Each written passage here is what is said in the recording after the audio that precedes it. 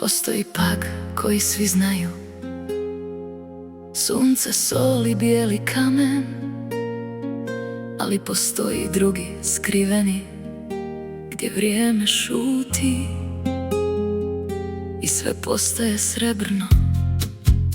Tamo leži Metajna, ne selo, ne grad, nego granica između svjetova,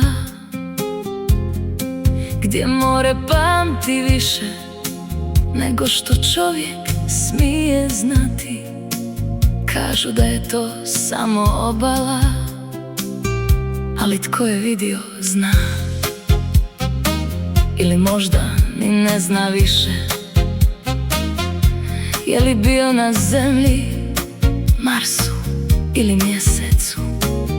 Jer kad sunce padne na stijene i sve zasja kao da gori iznutra, rodi se srebrni grad u pukotinama kamena, u odsjaju mora. Ljeti Metajna diše lagano, toplina ljubi kožu i smiruje misli. More te zove tiho, kao da si oduvijek tamo pripadao, kao da si se vratio, a ne došao.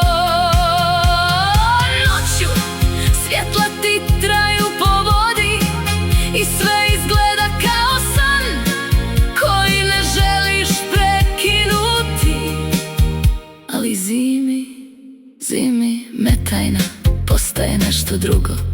Vjetar reže prostor, kiša briše granice i tada shvatiš, ovo nije samo mjesto, to je prolaz.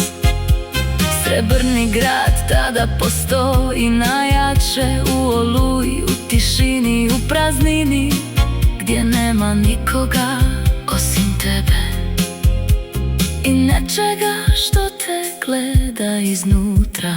Pak ima dvije dimenzije, ali Metajna ih spaja, i tko je jednom osjetio tu čar, više nikad ne zna